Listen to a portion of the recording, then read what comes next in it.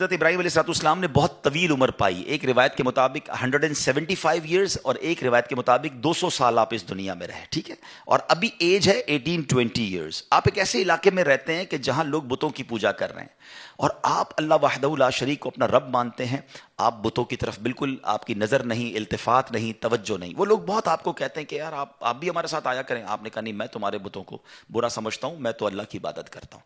اچھا, وہ لوگ ہر سال ایک میلہ مناتے تھے اور اس میلے میں کیا ہوتا تھا کہ وہ ماد اللہ ناچ گانے رنگ رلیاں یہ سب بناتے تھے. تو اب کیا ہوا کہ ایک دن وہ میلے کا ٹائم آیا تو آپ کو بھی انوائٹ کیا. آپ نے کہا میں تو نہیں آتا. سارا گاؤں سارے لوگ چلے گئے, آپ اکیلے تھے تو آپ بت خانے میں چلے گئے. جب آپ بت خانے میں گئے تو وہاں چھوٹے بھی بت تھے, بڑے بھی بت تھے. آپ کو بڑا غصہ آیا کہ یہ اپنے ہاتھ سے ہی بناتے ہیں اور اسی کو پوجتے ہیں. آپ نے کلاڑا اٹھایا اور بتوں کو توڑنا شروع کیا. کسی کی ناک کاٹ دی, کسی کا ہاتھ کاٹ دیا, کسی کا پیر کاٹا, اور آخر میں وہ جو کلاڑا تھا نا وہ سب سے بڑے بت کے کاندھے پر رکھ دیا. اب آپ واپس آ گئے. جب وہ لوگ میلہ کر کے ناچ گانے رنگ رلیاں منا کر آئے اور جب اپنے بت خانے میں گئے تو بیکم سو مچ اینگری کہ یہ کیا ہوا, ہمارے خداؤں کو توڑ پھوڑ کے رکھ دیا, کس نے کیا یہ؟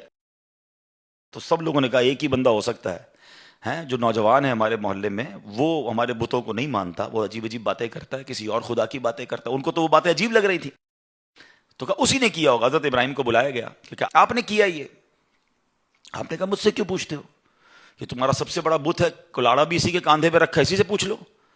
لک ایٹ ہاؤ بیوٹیفل ڈیمانسٹریشن. یعنی آپ نے ان لوگوں کو کتنا شاندار ایک پورا پریکٹیکل کر کے بتا دیا نا کہ جن کو پوچھتے ہو ان کو توڑ پھوڑ دیا ہے کسی نے, اور سب سے بڑا خدا موجود ہے, اسی سے پوچھ لو تمہارا جو باطل خدا ہے. تو وہ لوگ کہتے ہیں یہ تو جواب نہیں دیتا, ہمارے خدا تو نہیں بتاتے کہ کس نے توڑا ہے کس نے مارا ہے. اللہ اکبر. اب حضرت ابراہیم علیہ نبی علیہ السلام نے جو ان سے خوبصورت ڈیبیٹ کی نا, یہ ایکچولی ایک مناظرہ بھی تھا, ایک ڈیمونسٹریشن بھی تھا, ایک نیکی کی دعوت بھی تھی. اب آپ نے جو جملے کہہ ذرا سنیے گا, قرآن میں یہ موجود ہے. آپ فرماتے قال افتعبدون من دون اللہ, فرماتے تو کیا اللہ کے سوا ایسوں کو پوچھتے ہو, ما لا ينفعکم شیئا ولا یضرکم, جو نہ تمہیں نفع دے سکتے نہ نقصان دے سکتے ہیں, اپنے آپ کو بھی مرنے سے نہیں بچا سکتے. اف لکم, تف ہے تم پر, وَلِمَا تَعْبُدُونَ مِن دُونِ اللَّهِ, اللہ کے سوا کسی اور کو پوچھتے ہو. افلا تعقلون, تم میں عقل نہیں ہے. Look at how beautiful words. اگر ہدایت والے دل ہوتے تو سمجھ جاتے کہ ہم کر کیا رہے ہیں, مگر اگر کہتے ہیں نا دلوں پر مہر ہو تو بہت سامنے کی بات بھی سمجھ نہیں آتی. اور آج بھی ایسا ہے, کچھ لوگوں کو آپ قرآن سنا دیں, حدیث سنا دیں, ان کو بزرگان دین کے اقوال سنا دیں, لیکن نہیں ماننا تو نہیں ماننا. تو وہ لوگ, حالانکہ حضرت ابراہیم نے خوبصورت ڈیمونسٹریشن دیا, مگر وہ تو آپے سے باہر ہو گئے. کہتے اس نوجوان کو پکڑو اور ان کو جلا دو. قرآن میں الفاظ موجود ہیں, حرکوہ وانصروا آلہتکم ان کنتم فاعلین, ان کو جلا دو اور اپنے خداؤں کی مدد کرو اگر تمہیں کرنا ہے. اب ایسا ہی ہوا, آپ کو پکڑ لیا گیا اور اب آپ کو جلانا ہے. اچھا, ایک 18-20 سال کے نوجوان کو جلانا ہے تو چھوٹی سی آگ کافی تھی, مگر ان کو خوف کتنا تھا کہ ہسٹری آف یونیورس میں اس سے پہلے اتنی بڑی آگ نہیں لگائی گئی تھی. بہت بڑا الاؤ, بہت ساری لکڑیاں جمع کی گئی, کئی دن کی محنت کے بعد ایک آگ لگائی گئی. اتنی بڑی آگ تھی کہ وہ نو فلائنگ زون بن گیا تھا, کوئی پرندہ بھی اوپر سے نہیں گزر سکتا تھا, جو پرندہ گزرتا وہ بھی جل جاتا تھا.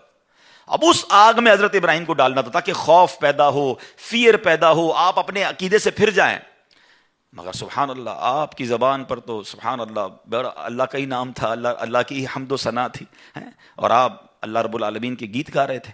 تو اب کیا ہوا کہ فرشتے آئے, بارش کا فرشتہ آیا کہ اے ابراہیم ہمیں حکم دے, ہم ابھی بارش برساتے ہیں, آگ بجھ جائے گی.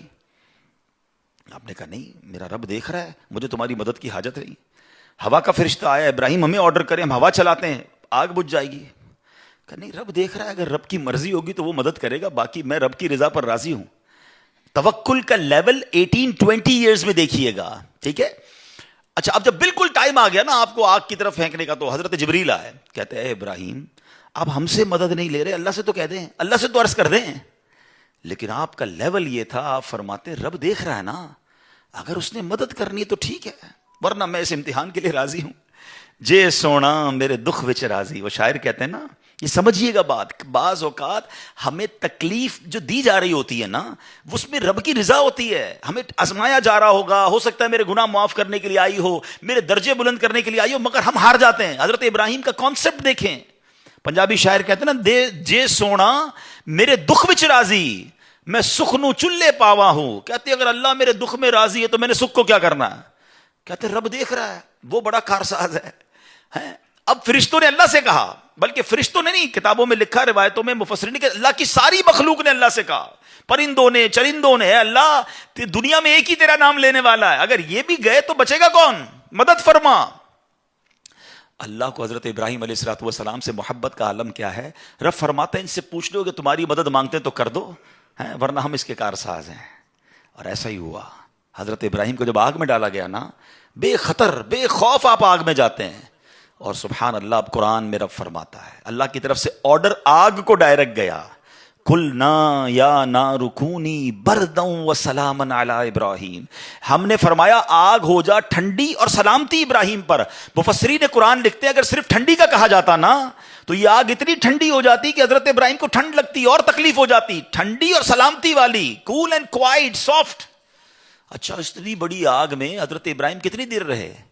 ہم ایک منٹ چولہے کے آگے کبھی کبھی غلطی سے ہمارا ہاتھ لگ جائے تو ہماری میموری میں کہتے ہیں پڑپوٹا ہو جاتا ہے، بڑا سا پھوڑا ہو جاتا ہے، سارا مہینہ یاد دلاتا رہتا ہے کہ بھائی آگ میں یا کسی جگہ لگ گیا تھا، پتیلے پہ ہاتھ لگ گیا تھا. اتنی بڑی آگ میں ایک روایت کے مطابق 7 دن اور ایک روایت کے مطابق 40 ڈیز آپ رہے ہیں. مطلب لوگ ایزیوم کر رہے تھے کہ چیپٹر کلوز، مگر جب آپ باہر آتے ہیں تو آپ کا بال بھی بیکا نہیں ہوتا ہے. اب اس ایک واقعے سے حضرت ابراہیم کی عظمت سمجھ آ جاتی ہے یار. لیول، اللہ پر بھروسہ، اور ہمیں کیا کیا سکھایا اس واقعے نے. علامہ اقبال شاعر مشرق لکھتے ہیں نا، بے خطر کود پڑا آتش نمرود میں عشق، عقل تھی محو تماشائے لبے بام ابھی. تو بیسٹ اس میں ہمیں چیز جو ایکسٹریکٹ کرنی ہے کہ بہت سارے فیصلے دل سے کرنے ہوتے ہیں، عشق سے کرنے ہوتے ہیں. عقل سے ہر فیصلہ نہیں ہوتا ہے. لاجک تو کہتی تھی جل جاؤ گے، ختم ہو جاؤ گے. عشق کہتا ہے رب راضی تو میں بھی راضی.